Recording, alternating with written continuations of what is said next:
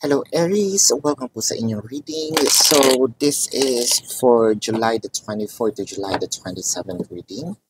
Para po sa mga bago, don't forget to click the subscribe button.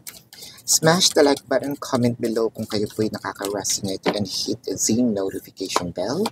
Kung gusto niyo po ng dalawang reading sa akin at gusto niyo rin sumali sa ating live sessions dun po sa kabilang channel, that is Babaylan TV. Yun po ang ating unang channel catered for our international audience. Ano po. And kung hindi nyo po maabutan yung live session sa Babaylan TV, pwede naman po kayo tanong no, sa comment section as long as the question is answerable by yes or no. So, Aries, I wanted to know that this is a general reading. You may resonate with the entire reading or you may resonate with some bits and pieces of the reading. Take what's only yours. So, magsimula na tayo. Aries, ang nakikita ko dito, bakit parang feeling mo, itong abundance mo is parang sinasaya. Either binabaliwala or sabihin natin hindi binibigyan ng halaga. No? Abundance may mean different from each person. No? Pwedeng ang abundance sa akin is literally pera. Yung abundance sa akin is yung time, no? It's also an investment, especially you cannot bring, the time back, di ba? So, abundance may also mean my emotion, my love, these offers na it's precious for me. Ito yung pinapangalagaan ko di ba? This is something that's very important for me and I'm sharing it with someone. So, yun ang mahalaga sa akin, no? But it kind of make me feel like bigla mong naiisip parang hindi naman pala, parang hindi, it won't matter. No, yun yung, kasi yung masakit kapag you're giving your best to someone and somehow you feel like, you're unappreciated, hindi nga masyadong nabibigyan ng halaga, hindi masyadong nabibigyan ng pansin, na pagtutuunan ng pansin. At saka bakit parang meron ng realization dito na am I just wasting my time, no? When it comes to spending, my moments or sharing my abundance with my person.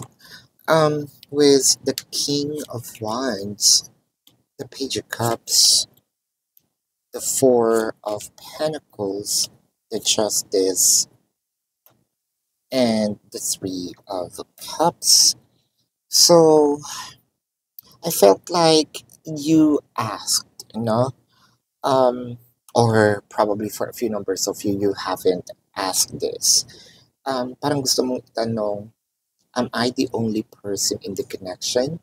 Or am I the only one who's driving the connection, no? Kasi parang sa'yo, you're seeing your person giving their attention to someone. Ang sakit naman. Kasi, kumbaga, ikaw, binibigay mo yung pagmamahal mo sa isang tao. Yung tao, hindi ka na nasusuklian, ibinibigay pa sa iba, no? Actually, there's something in here that parang sinasabi mo, what if kaya either itigil ko, no, itong kabaliwan kong ito, or sabihin natin stop ko muna, no? Or bawiin ko itong mga, let's say, bawiin ko the power, di ba? The power that I gave my person. So parang, I would love to, Aries ha, nako ha, bakit lately parang, hindi ko sinasabing nagpapariwara, pero more of, nagre-rebelde tayo, right? More of nagre-rebelde tayo when it comes to the connection. I feel like walang masama if you're unwinding, no? Walang masama kung we're going out with friends, sharing, our time with other people was also important to us. Pero parang nakikita ko dito, you're doing it not because of you just want to unwind. There's something in here you want to burst out. No, meron dito na parang gusto kang sumabog.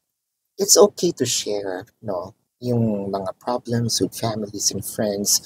Pero parang dito may pagwawala ako nakikita, no? Um, I'm seeing rebellion, no, with the energy of the cards, and actually, that's very Aries. Um, with the Four of Pentacles, the Two of Swords, and the Hermit, there's actually a lot of awareness in here. There's also a lot of parang sinasabi mo sa sarili mo na realization, no? I think that you grow, you mature, this relationship also gives you somewhat, sabihin natin, things to learn. With the Seven of Cups, the Three of Pentacles, the Hangman, the Seven of Pentacles, and the Two of Pentacles. There's actually a lot of pentacles showing in here. So you're keeping yourself busy too, no? Or probably baka sinasabi mo dito, what if I diverted my attention? What if I diverted this abundance to something, no? Kasi probably with the Seven of Cups, you're already thinking of parang, saan ko kaya pwedeng ibaling, di ba? Itong either pagmamahal, abundance, again, knowledge, no? With the Three of Pentacles. Yung iba siguro gusto bumalik sa school. Yung iba siguro gusto ng mag-aral, bumalik sa pag-aaral, no? Naka-enroll, tapos medyo sabihin natin na pabayaan yung school because of the connection. Pero half-hearted tayo. Yun kasi ang hirap kay Aries kapag na-in love. Kala kasi nila, Aries is parang mainitin lang ulo, laging galit, no? Mapusok, kumbaga. Pero they don't know, or parang people always misconstrued Aries, no? Na parang pag sinabing Aries, talagang kala mo basagulero, yung umaabang sa labas. Pero if you parang nakuha mo yung soft side nila, no? Parang they're gonna be really loyal. This is actually unexpected dun nga sa ginawa kong video sa TikTok na ang Aries pala pag na-in love sila, no? Yung buong buo at saka parang laban patayan, no? So parang you're nakuha kayo no ni person ng sobra-sobra. So you're half-hearted sa decision making mo. You're actually waiting for probably a sign, no? The Four of Pentacles and the Six of Cups. This is, sabihin natin, a very different kind of Aries, no? Para kasing ang hirap sa'yo i-throw itong relationship na ito dahil it gives you a lot of learnings, maturities, a lot of different experience. So, ang nakikita ko dito is more of rebellion, no? From you, Aries. Kasi parang for a few numbers of you, nakita ko rin dito na parang options are here. No, you were placed in a third-party situation. I hope that you can figure this out, Aries, because magulo ang iyong isip. So far, sige lang tayo ng sige sa mga decision-making, no? Yeah, let's see here, Aries, kung ano ang emotion ni person, or this could also be your emotion. You light up my world. I love you to the moon and back a million times.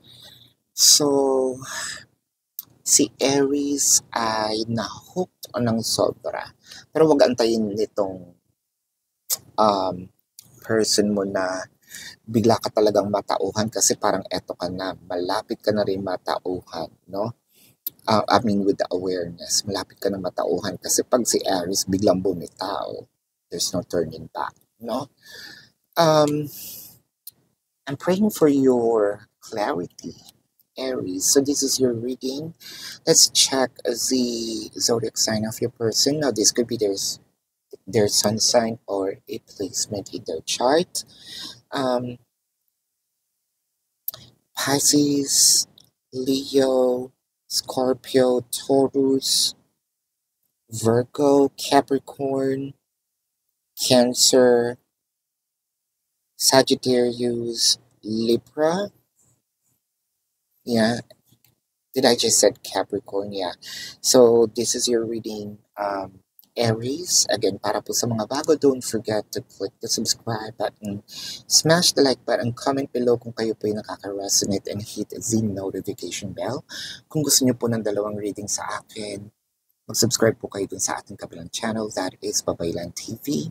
Nagla-live din po tayo doon. So kung gusto niyo pong sumali, you're very much welcome. And Aries, kung hindi naman hindi nyo maabutan yung live sessions doon, dito po sa comment section, as long as the question is answerable by yes or no. And Aries, kung hindi naman kayo satisfied sa yes or no na sagot, sa description box, nandun po yung link ng aking website. So doon po ako magta-transact, no? Hindi po kung saan-saan. Nandun po yung question form, how much per question. Nandun din po ang QR codes, the number, and also the name that you can compare for reference, no? So I also created a 4 questions plus 1, no? So take advantage of it. That's a discounted price. And Aries, kung gusto nyo pong mag-avail ng ating private reading, nandun po yan sa description box. So love and light to you. Namaste. See you po sa susunod na reading. Goodbye.